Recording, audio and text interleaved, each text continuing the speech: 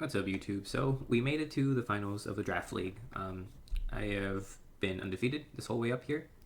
Um, my opponent is going to be the person that was my round one. If you guys remember how that went, I just kind of he let me set up Call Mines with Blissey in front of his Ursaluna, who was also trying to Call Mine, and I just swept with Ice Beam after getting a freeze. Not that those mattered. So yeah, it's going to be a repeat of week one, so kind of a full circle moment here. So it's kind of funny. So let's just go over with what I brought. Well, let's go over with what they have. I don't think their draft changed at all throughout the season. And judging by the fact that they let me just sweep them with Call My Blissey, I didn't really learn anything. So coming into this, I'm going to have basically the same thoughts I had before. Like, I could basically run the same team as I did before and probably do just fine. But at least my thoughts from the first one were I was worried about having to deal with like Ogerpine plus Weavile. Like those two in combination just kind of wreck through my walls, especially if it's like a Choice Band Weavile and if it's like a Trailblaze Ogerpine. Like my walls are, aside from Blissey, they're like water types.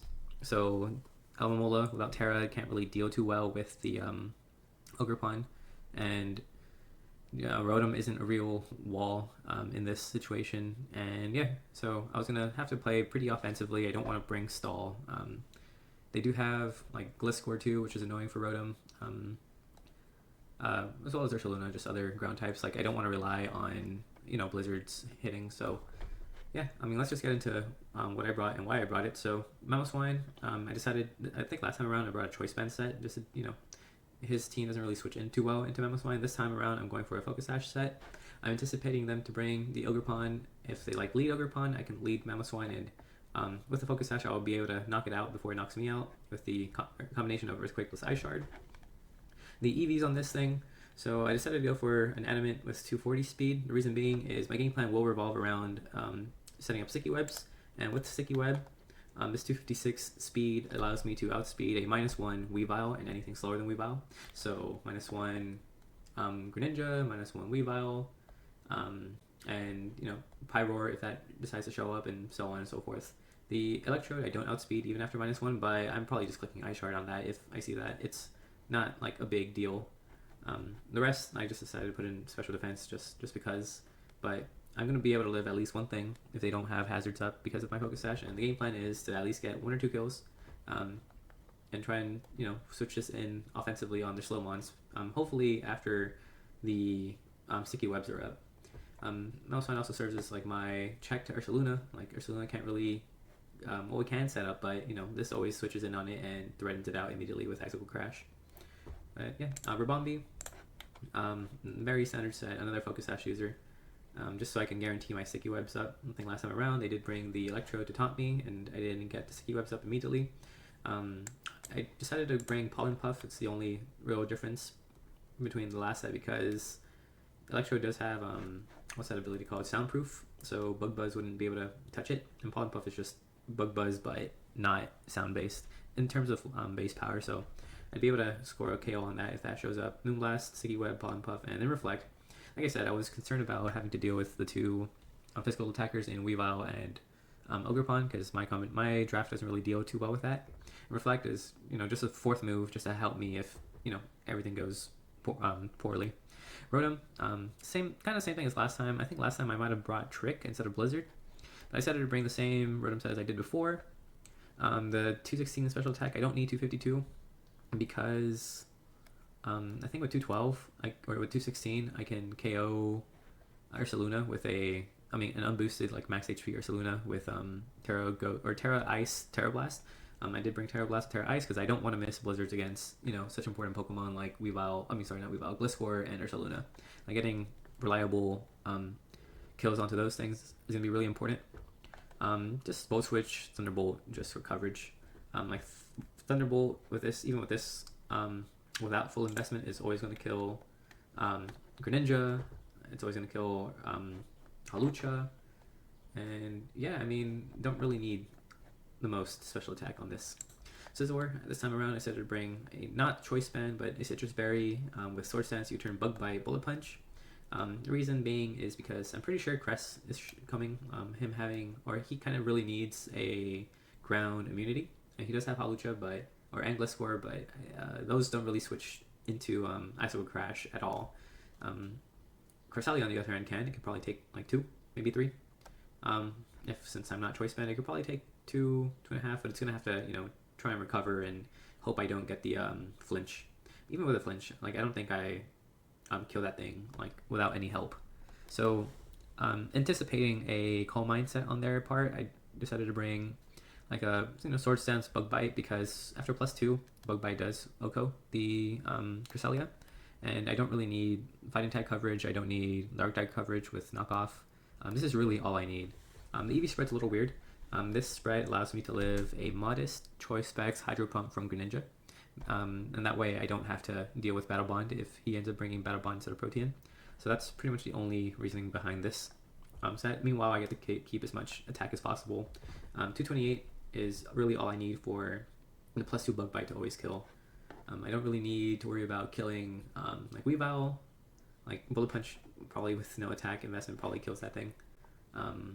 Yeah, not too much else. Alamomola, just this thing has been pretty much the same set almost every game. I'm just standard Alluring Boys, Wish Protect, Flip Turn. I opted with Fairy Terra type this time around because if the Ogerpon does come in, I want to Terra away my water typing because grass hurts a lot into my team.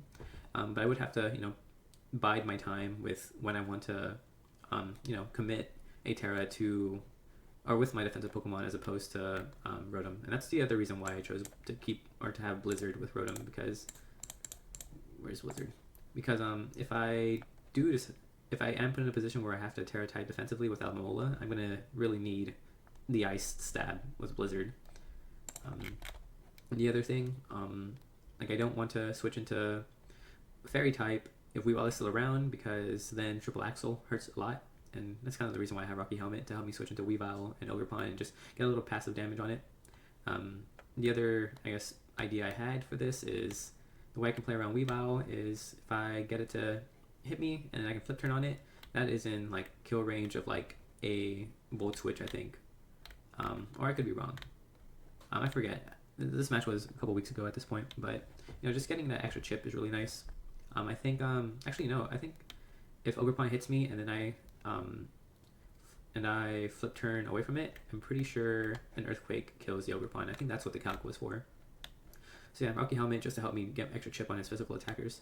Then I decided to bring back Blissey. Just a Calm Mind, Ice Beam, South Rock set just did really well last time, and in case they want a repeat of week 1 where I just Calm Mind up in front of their Ursaluna, we can play that game again.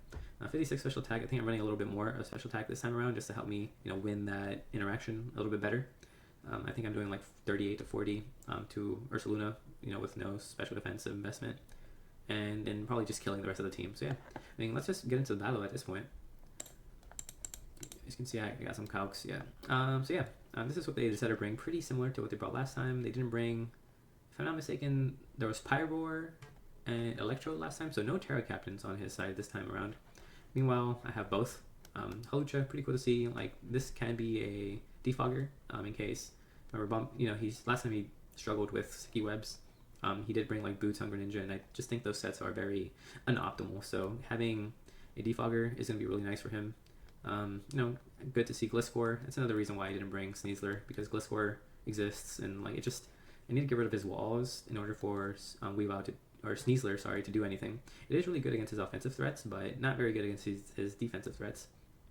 Yeah, I mean, let's just get this started. So I'm going to lead off with Rotom, just because I think into his team, Rotom just doesn't struggle at all, especially not the Rotom Frost version. My idea was if he wants to lead off Gliscor or Ursaluna, I can probably turn 1, Terra Ice, and just net a really easy surprise kill. But he decided to go with Weavile. So here, I am Choice Scarf, and I'm 100% he's not Choice Scarfed. Here I'm debating if I want to reveal the Choice Scarf or not. Do I want to just hard switch into my Alomomola, or do I want to Volt Switch? Because, don't want to give him too much information too quickly. At the end of the day, I decided to just go for it, because just getting a chip on this with Volt Switch plus the Rocky Helmet damage is, yeah, just basically going to put this thing out of commission. It's like 1.5 Stealth Rock turns away from just dying. Yeah, I do exactly that. Do a nice 40%, go to Alomomola on the predicted knockoff, or if you want to go for Triple Axle for absolutely no reason, that would have been even better. So you can see 44 plus 17. So this thing's already under half. It's got, if I get rocks up, it's got 1 switch in left, and that's it. So out of everything on my team, the only thing I want getting knocked off is Alamomola as well, and that makes it so his future knockoffs aren't going to hurt. And seeing no Ogerpon is pretty crazy. This is going to mean that my Alamomola is basically going to be unkillable in this game. Like, I mean, except for maybe like Sword Sense Holuchas, but I don't think I'd ever get in a position where this gets some free Sword Senses. So he's going to hard switch into Cress. Meanwhile, I'm going to flip turn. So I do get the advantage here. So I immediately bring in my Scizor. I know he's going to want to U-turn into Gliscor. So here, or not U-turn, hard switch into Gliscor because that's his physical wall. So I'm just going to click U-turn. No reason for me to predict him to stay. Even if he does stay, like U-turn's going to hurt a lot. So this is just the best play at this point. I got this play correct here. Obviously, I'm going to go into my Mamoswine, which is a threat, an immediate threat to everything on his team. I can Icicle Crash here. His only real resist is Weavile, and that is below half, and probably gonna die to a combination of Icicle Crash, Ice Shard, but there's no way he switches in Weavile. Also, I mean, Greninja's also not a resist, and even if those come, I just stay in and knock out with the next move because of my Focus Sash. So in a pretty commanding position, he decides for whatever reason to just give me Gliscor. So yeah, I'll take it. This just makes the game a lot easier for Rotom. Sure, Ursaluna's still here, but after this is gone, I can just Volt Switch for free every turn. Yeah, so he's gonna bring in Hawlucha, and yeah, this threatens me out, but he doesn't know I'm Focus Sash. He has no hazards. I'm just gonna stay in here and Icicle Crash to kill it on a potential Sword Sense if that's what he wants to do. So yeah, he ends up going for the close combat. He's a Unburdened set with the White Herb, so gets his stats back, but not gonna matter. This Icicle Crash is just gonna hurt way too much. Greninja comes. The way he brings it in, like, it's got me thinking that this is Battle Bond, so I don't want to, give it a free Battle Bond, so I'm just going to go into Blissey, because that is my special wall. And he ends up making pretty good, I mean, it's the only play to make, honestly, like U-turn. He ends up being the Protein set, which, a little bit less scary, if I'm being honest, than Battle Bond. I mean, I do have Alamomola. Well, these two just do so well into Greninja. But yeah, that U-turn does take quite a chunk. Weavile comes back, and no reason for me to say. I'm just going to go to Alamomola. It's like completely healthy, and you're going to see this triple axle does absolutely no damage. I think knockoff would do a little bit less, if I'm not mistaken, because of the because I had no more items. So I'm just going to flip turn here. Yeah, no way he stays in. And like this game is, if I'm being honest, this game was over as soon as he gave me Gliscor. I think this game was over as soon as Pokemon Select came up, when he decided to not bring Ogerpon. So yeah, I know at this point, so I'm just gonna flip turn on his, switch away from his Weavile. If you want to stay in with Weavile, I flip turn on that and bring in whatever I want to kill Weavile, whether it be Scizor or even Rotom. Here, I make a double because he knows that I'm Scarfed. I know that I'm Scarfed. In case he wants to predict the Volt Switch and go for Ursaluna, I'm going to go Alamomola as kind of my mid-ground play because I can tank anything I want to do. If I want to Calm Mind, I can flip turn on it and then go into Mamoswine. If he goes into anything else, Alamomola still covers everything generally pretty well. So I'm going to switch into this as he switches into Cress. And I have no real business being here, so I'm just going to flip turn. I'm just going to get my little bit of chip and see what move he wants to go for. I know I'm slower, so I get the slow flip turn out. You see, he reveals Calm Mind, and like I'm pretty sure he recognizes that this game is pretty much over, and he's gonna do a last-ditch effort, try and set up Calm Minds, but there's no hidden Power Fire in this generation, so Scizor is a pretty free switch. Yeah, he's gonna Calm Mind again, like I said, last-ditch effort to do anything. I think honestly this is probably a misplay. He probably should have attacked twice, but maybe he didn't expect my Scizor to be Sword Stance, Bug Bite. So yeah, he gets the one move, and you're gonna see why this ends up mattering, because like two sword powers, even at just this amount of, just at +1/+1, does more damage than one at +2/+2, I think, if I'm not mistaken. So yeah, he's just gonna let me have this. Here comes Ursaluna. I'm just gonna, stay in here and Bug Bite. Like, this game is pretty much over. Yeah, not too much to see here. Earth Power. I end up eating his Chople Berry, which is pretty interesting. Maybe he brought this in to try and deal with my Sneasler. Like, I know Scizor does get close combat, but I didn't bring it, so I mean, decent thing to bring, but it just was ineffective, especially because I ate it up with Bug Bite. Here I didn't really expect him to have Vacuum Wave, and I don't even think it kills, so I decided to just stay in and Bug Bite, because I didn't really want to calc if Bullet Punch killed. I didn't really care. Yeah, I just guarantee the KO. Yeah, I mean, Grand comes, I'm gonna switch in Alamomola in case he wants to U-turn. This way, I'm basically trying to preserve the 6-0, and which I do. This is such a bad position for the rest of his team. Like, there's literally nothing he can do. I'm just gonna call it GG's here because the game has been over for a while, and Scarf Rotom just kills both of his remaining Pokemon. So, kind of a letdown of a finals game. It was a 6-0.